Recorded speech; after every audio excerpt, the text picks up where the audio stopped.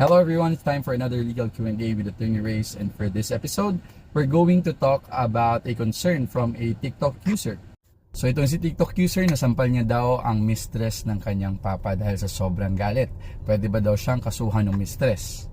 Sad to say, maaari po kayong reklamo o kasuhan ng babaeng sinampal. Nakasad po sa Articles 263 hanggang 266 ng Revised Penal Code ang mga maaaring isampang kaso sa inyo. Ito po ay nagdedepende sa bigat ng pinsalang natamo ng biktima.